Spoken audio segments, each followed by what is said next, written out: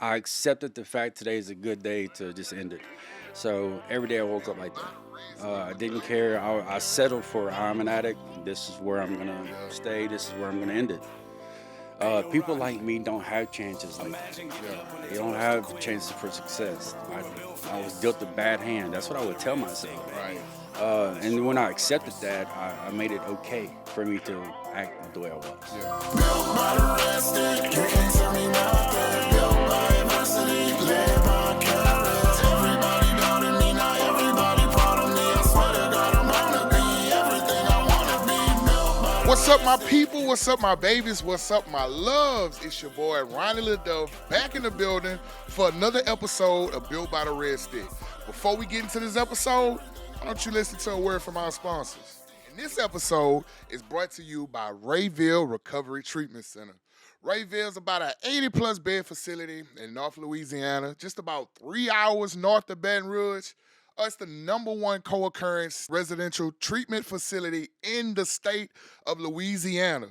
If you're struggling with mental health, if you're struggling with alcohol or drug abuse, give my people at Rayville Recovery a call. The number is 318-728-5488 and tell them I sent you. And I know you probably like, well, I want to get help, but that's 3 hours away. Don't trip. They got you. They will come pick you up. They will transport you all over from the state of Louisiana. I'm talking all four corners, even the central. They coming to get you. Admission is 24 hours a day, 7 days a week. All you got to do is call that number, 318-728-5488. And then you probably like, well, I want to get some help, but I don't have insurance. Don't trip. They got you. They even take uninsured people for help. No man or woman left behind. Call my beautiful people at Rayville Recovery today. Again, that number is 318-728-5488. Rayville Recovery. Recovery redefined. The journey starts with you. Now, I know what y'all saying, like, oh, you didn't have a video last week. Oh, this, that, and the third. I know I missed y'all too. Due to health reasons, I had to take a little break. It's okay. We all need a break in life, right? Life happens. We adapt. We overcome. I'm here now. I'm feeling better. The doctor said it was good to go. So here I am in your living room or in your car again. Man, this episode, we've been coming out the gate swinging all year and since Built by the Red Stick started. So why stop now? This guy here, I've heard his name a lot. I've heard his name a lot in the community, in the recovery community, you know what I mean, in the treatment industry. And I was fortunate enough to meet him a few months ago. We started working closely together. And let me tell y'all, this guy's as good as advertised, right? I mean, you talking about going head first for his clients. You talking about doing the next right thing. I mean, you talking about just being a pillar in the recovery community, somebody that's always available, always dependable, and always know the right thing to say. I got Mr. Mike, a.k.a. Echols of Recovery. Hey. Echols. What's In the up, Built man? by the Red Stick building. Let's give him a hand. Ladies and gentlemen. Man, Hey, you got me thinking of somebody about to walk through the door. Wow, man, we talking about you. And so this is something that's been brewing for a minute now. You've been wanting to get on the show, and finally the schedules aligned, and we was able to make that happen. Yeah. So we want to thank you humbly from the bottom of our heart for taking the opportunity last minute. I know a lot of times I be all over the place, but you was able, you was available, and you did what you normally do. You showed up, bro, and we appreciate that. Man, you talking about being humble. I admire you for that. You were a very humble guy in the community, and you as well known. Hey, man, I done got pleasure, beat man. so much, bro. You know what I mean? I got beaten to submission of this. Yeah. So, I don't want to take too much time, man, because we making this about you. You know what I mean? This is your day. So kind of give us a backstory on who Mike is, where Mike arrived from, right? Mike's origin, upbringing, and all that good stuff. All right. Well, I am Mike, and I'm definitely I'm an addict. 22 years of my addiction. I'm just almost in July. I made 3 years sober. Congratulations, Yeah, man. it's That's a long huge. time. Yeah.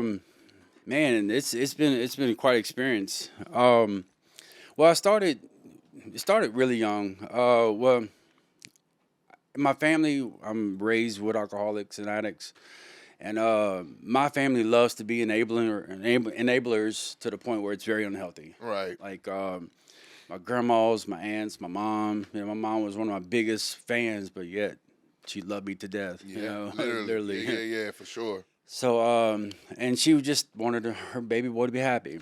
You know, so but that started toward. I'm gonna go back a little bit back to my teenage years. I was sports. I was big into sports, baseball, football. Here we go, baseball, baby. Yeah, I was a left-handed pitcher. Man, I had my sights on LSU for Where years. you went You to know, school at? Central. Okay. I went to Okay. Central. Shout out Wildcats. Yeah.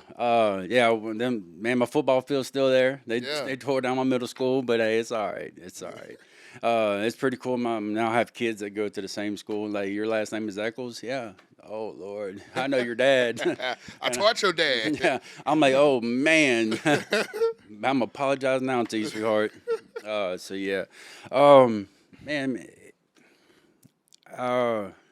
It was a people pleasing. It was trying to fit in. Mm-hmm. I would do anything it took to be cool, and I did not know I was sabotaging my life. Yeah. You know, so I was on hard substances. It was mainly the main two. I like to go fast and like to slow down really fast. You know, and I was an IB user. So man, it was just to the point where I accepted the fact today is a good day to just end it. So every day I woke up like that. I didn't care. I settled for I'm an addict. This is where I'm gonna stay. This is where I'm gonna end it. People like me don't have chances like that. Yeah. They don't have chances for success. I was dealt a bad hand. That's what I would tell myself. Right. And when I accepted that, I made it okay for me to act the way I was. Yeah.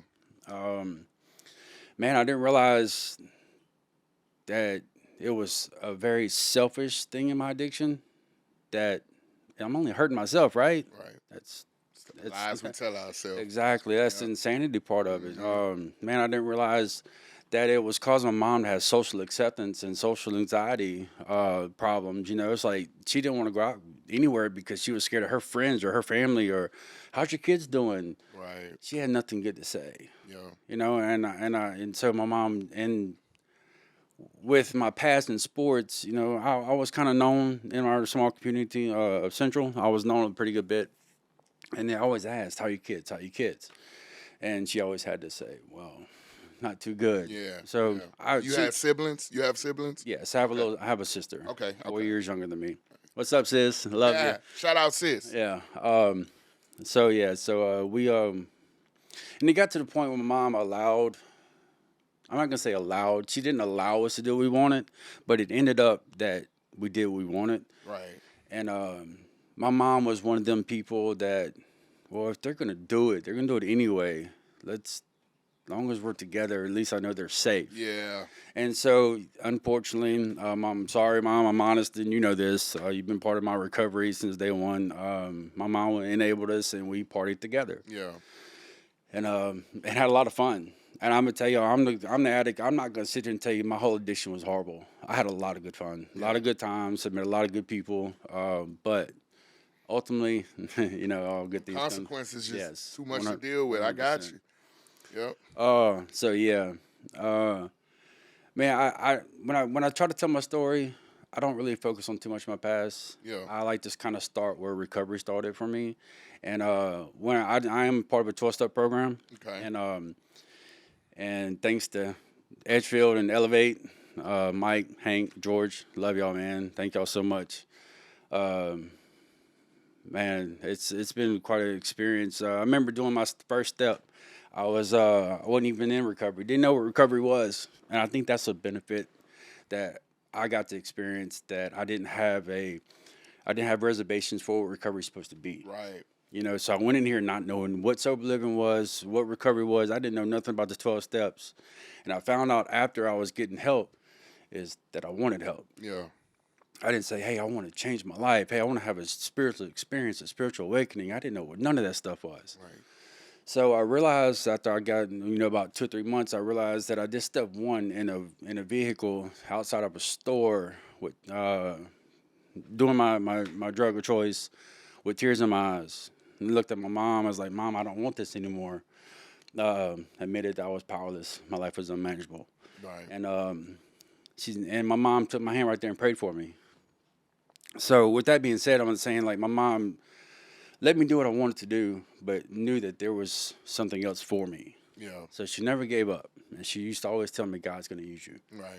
And and here we are. Here we are. So it was about an hour later, and after she prayed for me, I was in jail. God does for us, we can't do for ourselves. Yep.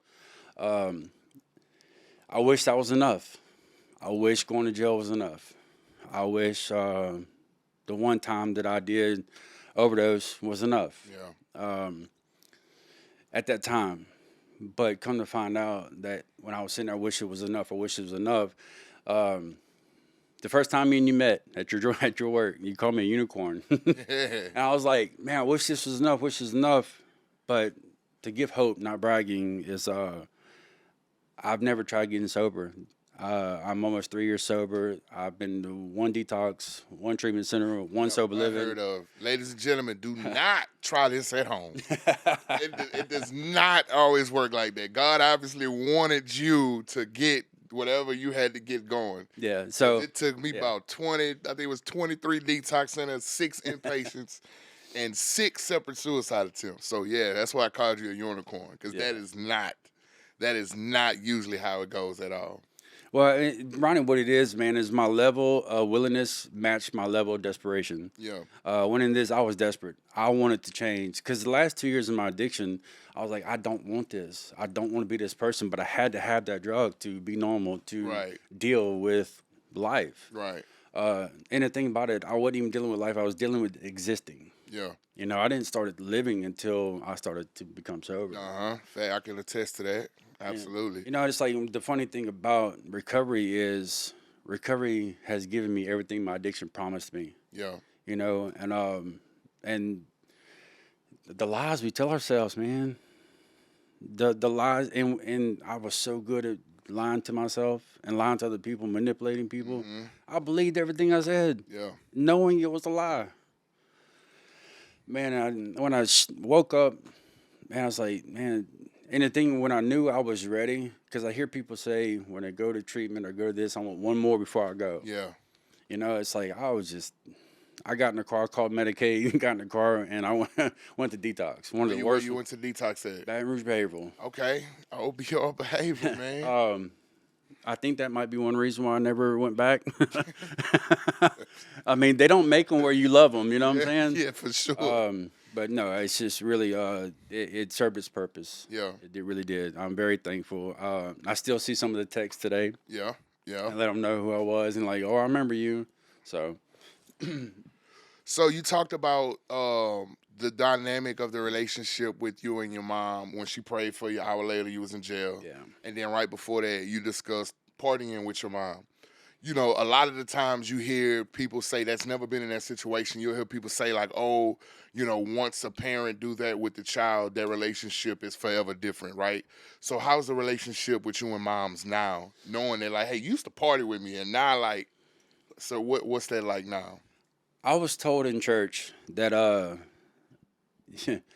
that I was going to be in control of my family, like be the man of my family, which I had to be. Right. I had to be. My mom she is now sober.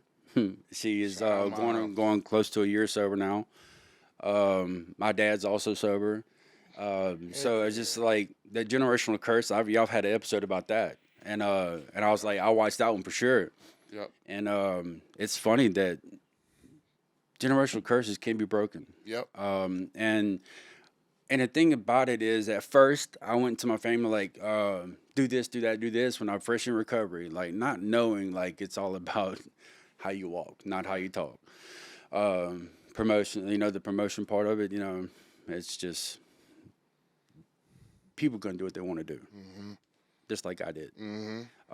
So it's just like they were watching my feet, and for a while there, my family was like, "We'll see, you know," because I made a bunch of false promises, and like this wasn't true, right? You know, and And the thing about it at the time that the same people were saying, we'll see, you know, like, hey, I'm 3 months sober, we'll see, you know, we'll see how you do. Yeah. And they were in their addiction at the time, and so now with a few years in my belt, which I'm very grateful for, all by the grace of God. Yeah, for sure. And the way I got that is to not act like I don't know anything. Yeah. I changed my perception of how I learn, and I learn from everybody. Yeah, And for so, sure. So everybody try to word this and not try to make a broad statement. Most people have that thing, right, that pushes them to get sober. Like it's just that rock bottom thing, right? Like for me, I talk about all the times, like when I didn't want to brush my teeth without my drug of choice. I didn't want to eat. I didn't want to talk to people. I didn't want to do anything. Even the attempt on my life was unsuccessful, and I knew like, hey, something's got to change. What was that thing for you that was just like, you know what, like it's got to be something better than this? that thing never happened for me. What Okay. it was okay. My higher power is God. Right. Uh, Speak freely. yeah, Preach. my God put me in a position where He showed me that He is all I need. Yeah. I had no other choice. Right. I wasn't allowed to go to certain places. I wasn't allowed to go to family members' houses. I wasn't allowed to. I was sleeping outside my mom's house for a while because I wasn't allowed inside the house. She would sneak me in, let me take showers every now and then. I was homeless outside of motels, and my mom would come try to get me. And with my addict mindset was, if I go to my mom's house, and that cuts off the opportunity of me getting my DOC, so I'm gonna sit out here outside this motel room. Yeah.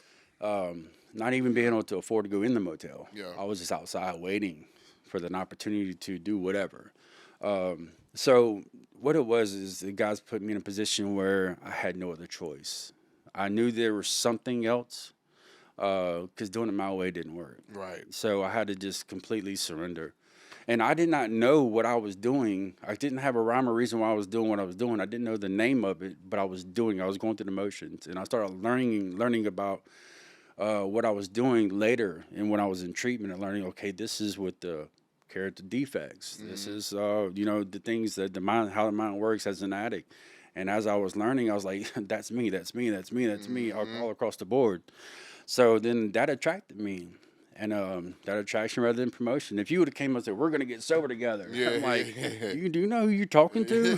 That's not gonna happen. Yeah. But when I started seeing myself and like, damn, that's me. This is me now. That's me. This is me now. That's me. It's like there's something to this. Right. And man, it's like I've been on the road. I've been on the ride and have not want to get off. Yeah. And so you talked about generational curses. Is that a conversation that you've had, with your kids yet? Like, do they know Papa was a Rolling Stone Yes. before these 3 years? Okay. Well, I was definitely a Rolling Stone. Yeah. I have 7 kids Yeah. from 7 different women. Yeah. The oldest ones do know. I do have one of them that the state kind of interfered with that we don't have custody of. But I tried.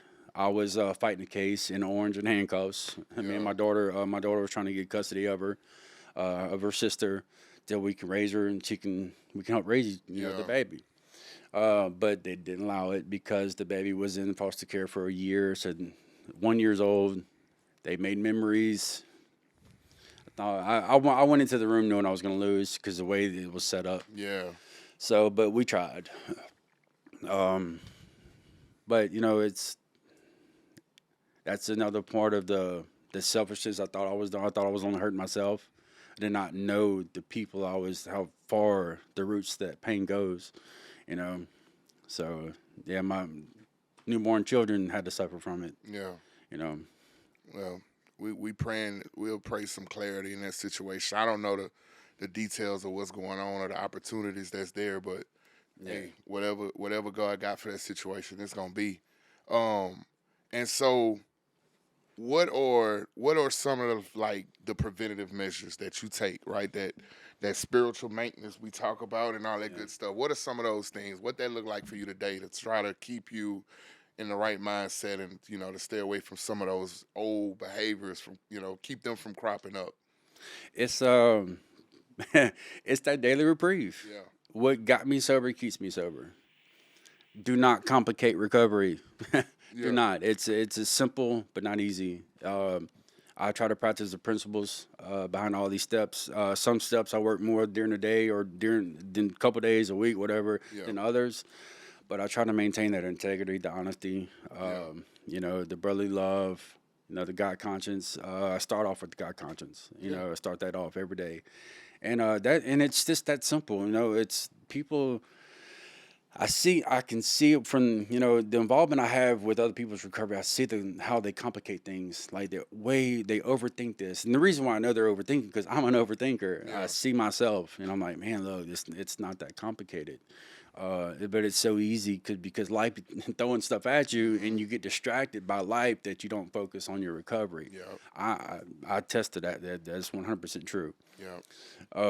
Man, it's just that the daily reprieve of prayer and meditation. Man, just don't future trip, man. Just keep it simple. It's call your sponsor. Go help another alcoholic or an addict. Yeah. And people like me and you, like I work in the treatment field also, so I get to see the pain. Mm-hmm. I get to see it every day. Yeah, we're on the Not front line. We blessed to be able to see it. not that I forget my pain or my Right. past because I use it every day. Yeah. And I'm gonna get to that in a second, but when I get to see the pain that what our decisions can cause, Yep. man, it's like Separation of families and all that good stuff. yeah. Not good stuff, but all that stuff. Yeah, well, you see, the thing about it is, like, I've always told people, like, I want to live a life with no regret. Yeah. And I used to have like, I don't want no regret, but I regret who I was. I regret how I acted. I regret what I did. The thing about it, I can now see my perceptions changed with a little bit of work with these 12 steps. Yeah. My perception has changed is everything that I've done in the past. I hate that my family had to pay the price, but I get to use that every day. Yeah.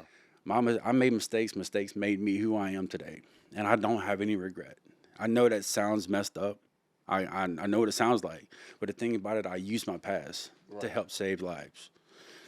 If that's the price I got to pay, then God put me through a test that I can handle just enough to not unalive me, that I get to help others. Yeah. They get to experience the same thing, that I know where they're coming from. I have the experience. And with people like you and Elevate and Edgefield, I have some experience and knowledge that I can share.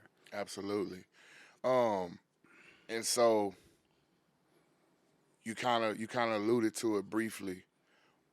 What all you got going on now? Because I know what you got going on, but we need to lay it out for the people. You know what I mean? And you can start wherever you want to start, but like you got your hands on a lot right now, and it's all recovery based. It's all Yes, helping the next person. So like before you tell me everything you got going on, how do you find the balance, right, to juggle all that and still keep a sane mind? Man, you just got one of my character defects just on blast, huh? I struggle with it. I'm hoping balance? you can give me some advice. Man, what is balance? I know, right? I'm an addict. I go all in. Man, dude. Man, it's I have my counselor in IOP. His name is George. You know him. Yeah. Shout You know out him well. George. Yeah, Big George, man, love you, man. I remember one thing that he told me. He says, Mike, if you're all about recovery every single day, you're going to burn out. And he says, he gave me an assignment. I remember he says, I need you to go one day a week to go do nothing. Go do something, nothing to do with recovery. Go to a safe area, safe place, whatever, that you don't have to be, excuse me, you don't have to be, on your guard. So go enjoy why you want to be sober. And so that's what I do, man. It's the balance. I cannot tell you I have it. I know that I'm in a position where I'm making sacrifices now so I don't have to later. Yeah. I'm learning everything I possibly can. Me learning. That's, to me, I'm not the learning type. I know everything, right? That's how I came into the recovery. I know it all. Yeah. Until a good friend of mine, Hank, he tells me, sit down, shut up, and listen. Yeah. You don't know anything. I don't know a doggone thing. Nothing. Yeah. And that probably saved my life. Yeah. If you know Hank, he can be a little rough around the edges, but that's what I needed. Yeah, for sure. We some of us need that tough love. I know I did, because I got coddled and nurtured my entire life from my parents, and I still do. Shout out my parents. You know what I mean? I love that. And so you get introduced to recovery, you on fire, and now that then led you to. All right, so a little bit about what I'm doing right now. Okay. So I'm gonna start from the beginning, man. I was in sober living. People were bringing meetings to treatment centers. I want to do that. Yeah. Well, you do this, and this, and stay sober, and we'll get you involved. So I got involved with that. I did what I with the necessities of time and sobriety, working with others, sponsoring people. So I got my name out a little bit, talking to different treatment centers. Then I started going to Serenity, and I started bringing meetings at Serenity and helping sponsees in Serenity Center. And I talked to a couple of employees there and ended up being good friends with them. And I want to work in the treatment field. It seems like that's what everybody wants to do when they're fresh in recovery. Mm-hmm. A lot of people want to get to the treatment centers, and some of them don't make it. All of some of them they get a little taste of it. This ain't for the weak, for sure. Facts. Facts. So then after about a year and a half of trying to get in Serenity Center, because they had a lot of counselors there that I completely I want what they have. Yeah. Devin. Gotta love Devin, man. Man, Devin is the GOAT of Shout out education. Devin C, man, that's my dude, man. It's the thing about it, the way he teaches the education, I was like, man, I want that. And then Mario, all the counselors there, David, it's how can I lose if I surround myself with a bunch of winners, right? Right. And I wanted what all these guys have. And so I was like, man, I want to work here. And I didn't put the applications in nowhere else but Serenity. And it took a year and a half. So I was talking to Ms. D. She goes, you need X amount of time clean. It's like, I was 5 months clean, I think it was. And I was like, thought I'd get in there, And she slowed it down a little bit for me. But so I finally got in Serenity Center. And I was a year sober, and I opened up my first sober living house. And I'm not gonna lie, the people that are in my recovery, in my circle, they were worried I was moving too fast. Yeah. Ronnie, I was motivated. I was hungry when because I started getting a taste of recovery, and I started like, you got to feed this beast. That fire get lit, man. It ain't nothing slowing it down. So I was very, very motivated. Yeah. And that's one thing I want to touch on. Don't people, let's say, getting sober for myself. Yes, I'm getting sober for myself. That's my why. Yeah. Don't get your why confused with your motivation. Like, my mom is motivating me. My kids motivate me to be a better man. Right. My fiance, Vanessa, she motivates me to be a better man. But my why is me. So people's like, well, I do this for myself, do it for myself. Yes, that is 100% right. That's the only way this works. But it's okay to be motivated from other people, other things. So, I want to make sure that people know, like, it's okay to be motivated by other people. Yeah. But this is a selfish program, and you do get sober for yourself. Yeah. So get to now I have 2 sober living houses. I have each one reach one. Shout out to my guys.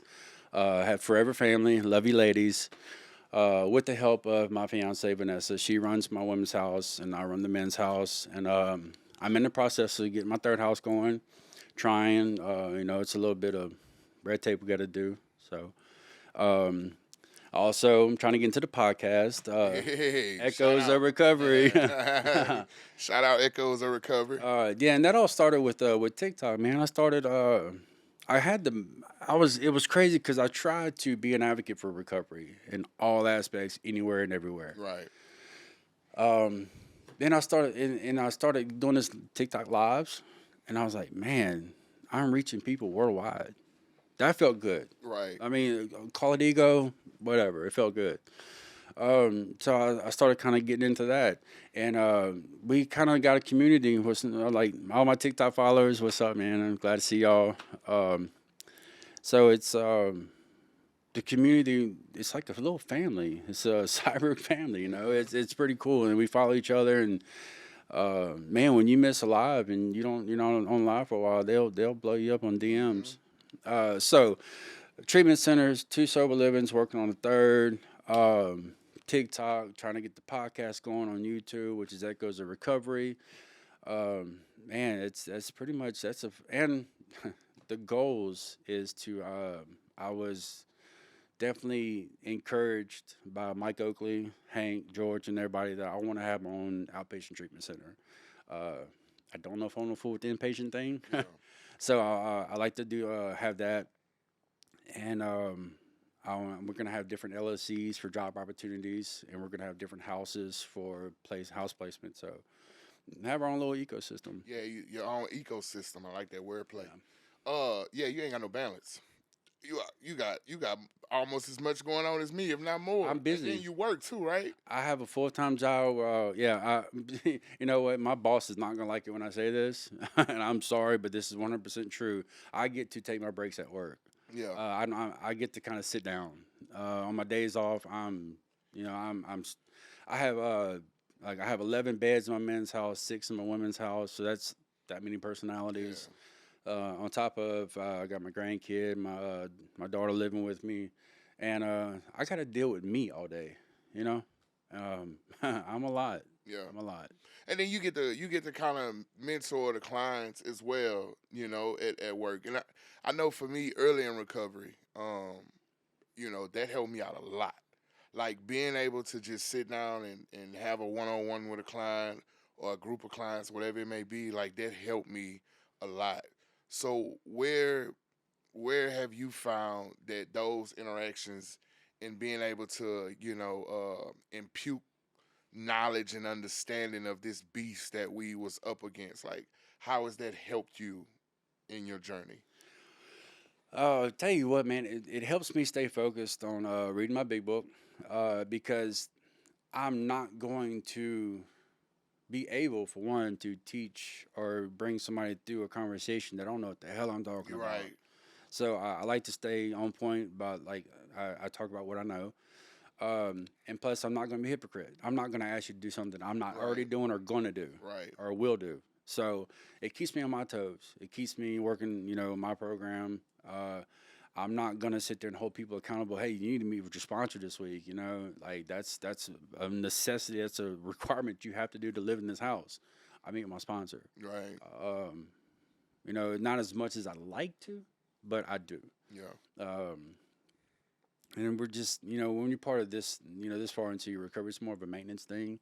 It's the whole being aware not to rest on your laurels. Hmm. You know, it's keeping it simple, like just stay on the basics, you know, and Yeah. that's where the hard work is for me, keeping it simple and staying just to the basics. What got Yeah. me sober. Um, so sitting down with these clients at work, um, when the hand of AA reaches out, you never say no. You know, I know I shouldn't talk like never say no. I understand that sounds crazy, but um, you never know how God's going to use you. Being available, showing up, giving people your time Right. is the most valuable thing you have is your time, and that's one thing I do. I'm not one of them techs. I am a tech at a treatment center, and I'm not going to try to make you miserable. I Right. try to bring hope. I mean, if I'm going to be miserable, I'm going to be high miserable. Right. Right. I'm not gonna. I represent. Man, recovery saved my life. Hmm. I'm going to represent it as best as possible. I'm going to stay with my integrity, honest, and I'm going to show that recovery can be fun. You're going to go through BS in life. Life's going to life. But the thing about it is, you know, when my perception changed, like, Ronnie, when I tell people I go to treatment centers, I tell them, I said, I have a life with no problems. Like, what are you talking about? There's no way. I have life with opportunities. Um, when something don't go right, people call it AK problem. It's an opportunity for me to learn. What am I doing wrong? Why is this happening? what can I learn from this situation? Right. And once that started happening, man, my life changed. Yeah. You know, that perception, that the way I see things, like when I'm talking to people, like when we talk about we learn from me, everybody. When I'm talking to somebody, I don't listen whether you're right or I'm right. It don't matter. You know, it's just a different perception of how we see things and how we live. You know, you can learn from anybody. And so I like to preach to all my young bucks out there in recovery, and I get as vulnerable as I can so that they could kind of like not live through my experience, but kind of like be aware that just because you get sober, like doesn't mean life gonna be perfect, right? And so you just spoke about not having problems, having opportunities. I wasn't that fortunate, right? And maybe my perception of the things have me feeling that way, but I went through some stuff, right? I'm talking, miscarriages with my wife, health scares, situations with my kids, all things that was a good enough reason for me to use, right? Yeah. You always hear it's never a good reason to use. Scratch that. I went through some stuff, and I ain't gonna get all the way into it. That was a damn good reason to use. So, we call that living lives on life terms, right? In our field. What are some of your approaches when life happened? Like, what are some of the things that you go back to? I mean, I know you pray. I know you try to remain in your God consciousness, but we not perfect, so No, we don't no. we don't operate like that every time. So if you Yeah. want to just give a little, a little cheat sheet on some things you may do when problems or opportunities Yeah. arise. There you go. There you go. Honestly, I'm gonna be real with you. I haven't had anything too bad happen since I tried to get sober. It's been a really good 3 years. Yeah. I've had some uncomfortable times, Yeah. but I hadn't had to deal with anything major. Um, if I would have dealt with the same things I deal with today in my addiction, I probably would have thought that was monumental. Oh my God, I cannot do this. Right. Right. But man, it could have rained that day. And I couldn't deal with it. So I hear a lot of times, when people deal with grief, that's a real big, huge relapse reason Yeah. that I hear a lot. Another one is relationship. My girlfriend, my wife. Yeah. I hear that a lot too. Um, and the thing about it is the grief part. This might be a little hardcore. People might not like when I say this, but I haven't had to deal with a loss. But if I did, I'm not gonna blame that person a loss for me relapsing and ruining my recovery because that's what I'm doing. If I'm gonna use over that losing this one person, it's I'm blaming them for I'm gonna ruin my recovery for that. Right. You know, and the thing about it, when people tell me that I relapse because of my girlfriend, my kids, my wife, well, they got this part of the big book says frothy emotions. You know, Seldom suffice. yeah. All the emotional appeal Like seldom if suffice. those people or those reasons wasn't enough for you to stay sober or not use, why are they good enough to use or stay sober now? You know, so it's I've been blessed. I haven't had to deal with too many That's problems. good. Now I've had to deal with some no's, maybe laters, but as far as you know, no, it's God's been working on me, and he's been riding with me. I've been riding with him, should I say? Since for 3 years now. Well, you definitely blessed, man. You are super blessed. I wish I could have said the same, but my journey was a little rough. Man, it's Getting to coming. that I three. know. I mean, it's like us addicts. We always think, when's the other shoe gonna drop? Yeah. When's the next bad thing gonna happen? Yeah. And the thing about it is, I don't wait for it, but my mindset now, and when I talk about this is 100% true, and people that know me know this is true. Is I'm preparing myself with the consistency that I have in my recovery, that I feel like know that I'm not bulletproof and 10 foot tall, but I can handle what life throws at me Yeah. because of my consistency in my recovery, and that's the only reason I stay prayed up. I try to do God's will at all times. And if I start getting into that familiar feeling of self will, whoa, Yeah. I know that familiar feeling. Yeah. I know what this leads to. It's being able to identify. But Man, it's I want to say that I'm gonna be able to handle whatever comes my way. I'm confident in it. Do I know everything? No. Do I know exactly how I'm gonna act or react? No. But you know, long as God on your side, you can handle whatever Exactly. on at your way. If I I like that. survived what I survived in my past, y'all, I was a real piece of shit. Yeah, Like if I survived that, close to death, some very things I'm not proud of, some things I'm very not proud of. yeah, That I don't even want my mom to know. yeah, Unfortunately, my sponsor does. yeah. Oh, But I can. Yeah, my sponsor it's too. if I made it through that, I've already been through the flames of hell. Yeah. I have. So right now, somewhere, I don't know where this person may be. I don't know who this person could be. And this person very well could be watching this episode when it airs. Um, what would be three things that you would tell that individual that could help kind of start changing their perspective or give them some hope that they can live a life joyous, happy, and free? How did I know you were gonna ask me this? Man, I stayed Man. up late last night thinking about what I was gonna have to answer. Um, so yes, one thing is, man, and it's not it's a cliche, but it's true. We keep what we have by giving away. Go Yeah. help somebody. Get out of self. Go help somebody. Well, and I don't want to cut you off. It's your answer. That would be true for somebody who has kind of made that step forward, Yeah. right? So Yeah. they don't have anything to give away for free. Yeah. They trying to figure out that first step of like, can I live without this substance? What is life like without that substance, right? They in that fear stage that we was once said that like, I don't want this to leave me. Like this is how I cope. Got you. Okay, I see where we're going with this. Yeah, yeah. All So right. that person, like they on the brink of coming into stepping their foot through the threshold, or just staying out on a spree, or staying out on a run. Oh man, my DOC was love of my life. When I went to detox, I was in a separation of my coping skill, my relationship, my love, my life was my DOC.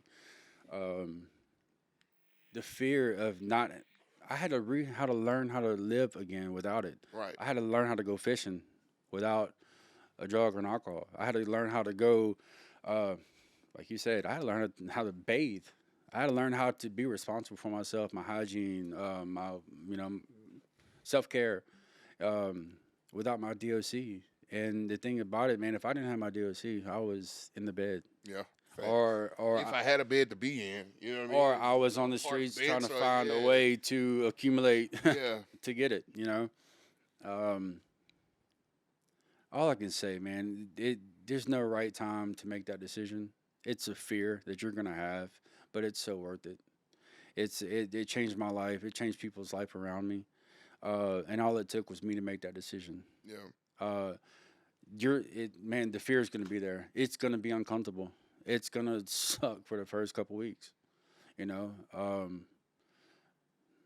I there's nothing that I can say or do to convince somebody to try it. Once you get enough pain, pain's a great motivator. Mm-hmm. Once you get enough pain, I mean, when it hurts bad enough, people make the change. So there's nothing I can say to get people to try this way of life. All I can say is watch. Don't believe me, just watch. Dun-dun-dun, dun-dun-dun. Yeah. So yeah, but I can better answer that question once you have a little bit of once you've made that decision. You're in this. Like I said, I was very motivated. I was hungry in recovery, and I said, you get these certain times where you plateau. Yeah. People call it stagnant. Yeah. Man, what am I? I'm not learning anything. Mm-hmm. I learned don't confuse your peace with boredom, Mm-hmm. because like, what am I doing wrong? Nothing's happening. Yeah, because we used to living in chaos. You know what I mean? We always Exactly. used to tell ourselves, I thrive in chaos. Yes. I operate well in pressure. Nah, that is toxic thinking. You want to freak somebody out, put somebody that's addicted to chaos, put them calm in a calm situation. Oh yeah. Man, you waiting for something, looking around the room, waiting for Yeah. something to happen. And then we create our own chaos and don't like the consequences of creating it. Yeah. How's the relationship with your kids now? I know we kind of briefly touched on like you opening up to them, but like, Yeah. are you dad, or are they still kind of like, okay, let's see where it's going? I wouldn't say that I'm dad, um, which where I'm at with my kids, I deserve, and Yeah. it takes time. I get that because 20 something years in my addiction, and my oldest is 25, 26. It's gonna. It took that long to destroy that relationship. It's gonna take some time to rebuild it. We do talk. I do see my grandkids. They're older. They're in their 20s. They're busy with their own kids. So my life's pretty busy. Um, which I every time I start talking about this, I think about Devin at Serenity. He tells me, man, there's no excuse why you cannot make time for your kids. So Mhm. that's what I've been trying to do ever Yeah. since the day he told me that. Because Devin used to be my sponsor, and every time I would talk to him, I had to put my big boy pants on, like, because like he just told me how it is. Like, there's no other way with him. So I definitely make phone calls. Hey, look, trying to be consistent here. My son Braden, he's starting to do a professional fighting. He's well, amateur now, so he sends me little videos. So it's a proud dad moments on the Yeah. screen. We get to talk. He's not like, no, I don't want to talk. I don't want to see you. Yeah. It's just like with his job, my job, and my girls. I have 6 girls and 1 boy. Goodness So gracious almighty. yeah. And so the younger ones, I have not established Mhm. reconnection yet, but I'm working on it, and I'm available. Yeah. So if they see this, I'm here. I'm ready to answer questions, and I'm ready for the consistency it takes to be a dad and to be a father.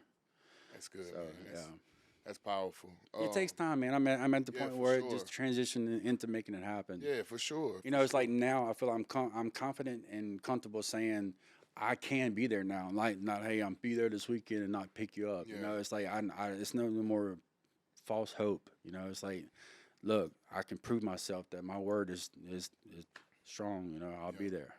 And that's cool. You was vulnerable enough to admit that because a lot of times, just me working in treatment, you'll hear a lot of people in there saying, "Oh, I'm doing this for my kids. I'm doing this so I can get my kids back." And then when they get out of treatment, the kids don't just come running to them with arms wide open, Yeah. and they feel like, "Oh, I did this for nothing. Let me go back and use." So like, some people need to know that like it's not gonna happen overnight, right? Just the Yeah. same way we didn't get addicted to the substance overnight and get better from that overnight. Those relationships and those emotions, they got to be repaired, and it takes time.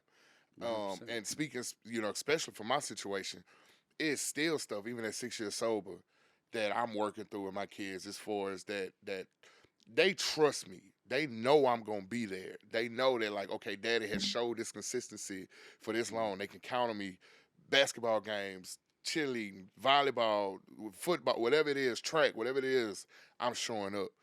But it's still kind of like that emotional security, right? Yeah. For me not being there. So, a lot of people don't understand it, man. It takes time. So Yeah. one I'm hundred glad percent. you answered it that way and in being vulnerable about that because it don't make you less of a man or a dad because it's not there yet. But the fact that you're available and you're ready and you're willing, Mm. that's more important than you just prematurely being ready and then you mess something up. You know what I mean? And now it's worse than it Yeah. was, Yeah. before you tried. I have comfort. I have comfort in the fact that they can call me day or night right now, and they can ask me for anything, and I can.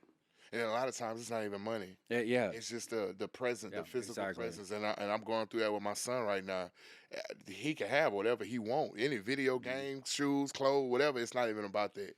It's about Dad, you, they yeah, want dad. your time, your physical Yeah. presence, and conversation. And the thing about that, I cannot. When you talk about time, I cannot enforce that time with my kids at the moment. Right, They're gonna have to come to me and get used to being able to come to me. Hey, dad is there. Dad is yep, there. So, yep, and the thing I want to say, like, nobody's gonna pat you on the back for doing the right. You're sober yeah, today. You're supposed to be. yeah, Nobody, nor your kids, are gonna say, good job. yeah, yeah, Of course, it is a good job.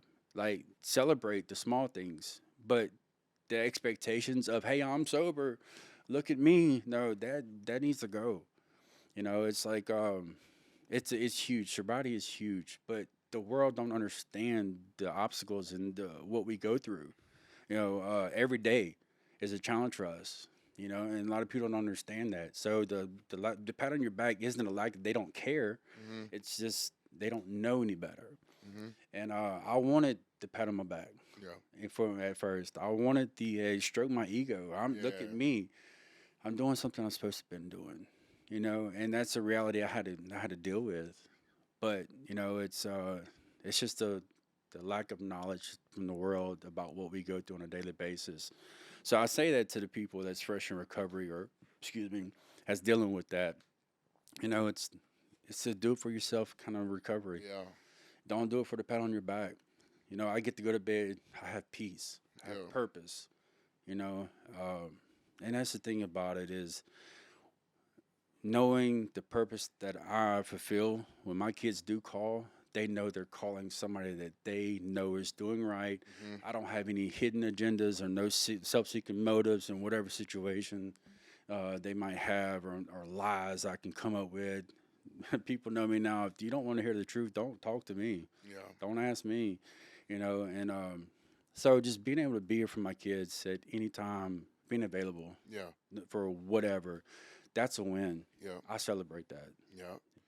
Man, it's been a pleasure having you on, bro. And before we get to wrapping it up, how can my beautiful subscribers and listeners, how can they find you? How could they reach out to you for possibly services and your sober livings? Like what how can they find you? Each One Reach One is on Facebook. We have our own page there. Echoes of Recovery. We have that also on TikTok and YouTube. Okay. I'm just kind of fresh in YouTube. Getting my subscribers. It's 100% free to subscribe on YouTube. Yeah. It's Yeah. not like- Support is free. Yeah, It's support's 100% free. to So support. yeah, come support us. We appreciate it.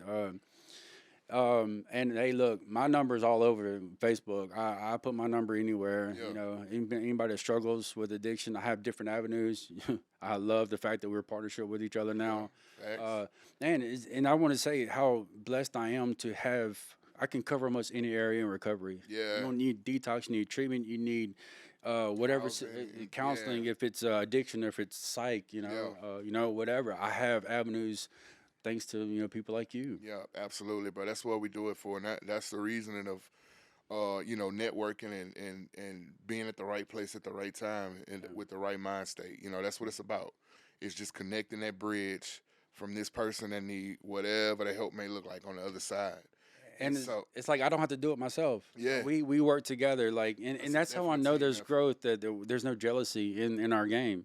There's no jealousy in our daily our schedules and what we do. Yeah, it's no competition. I need man. you. Yeah. I need Mike. I need Hank. I need it's like I can't Yeah. do this on my own. But I know what? I got a team full of people that can and will. Yep, it's no competition. When it's competition in the treatment industry, the client is the one that suffer the most. Exactly. You know what I mean? 100%. And I'm a big believer in that. And so before we get out of here, Mr. Mike, if you could leave our people with one, and in recovery, outside of recovery, whatever the case may be, one valuable lesson you have learned in life, what would that be? Oh man, that you're worth it. I like that. You were worth it. You hear that? Y'all beautiful, y'all special, y'all deserve it, and y'all worth it. And it's enjoy the small things in life. Go teach your grandbabies how to ride bikes, which I'm doing. We did, which is so cool. Yo. Man, it's not unreachable. You are worth this. Put in a little work. Stay consistent, and man, quit existing and go live. Yeah. And this is completely worth it. Yeah. It really is. Absolutely. All the tears, the detox, all the bad decisions. You can use that in this life. Yeah. You can 100% use that not only for your life but for other people's. Yeah. Man, just make a decision. Let it go. Let go and go do it. Love it. Y'all heard it here, man. Mr. Mike Echols, built by the Red Stick Building. As always, if anybody is struggling with health, drug and alcohol abuse, just don't feel like yourself, need a redirection, please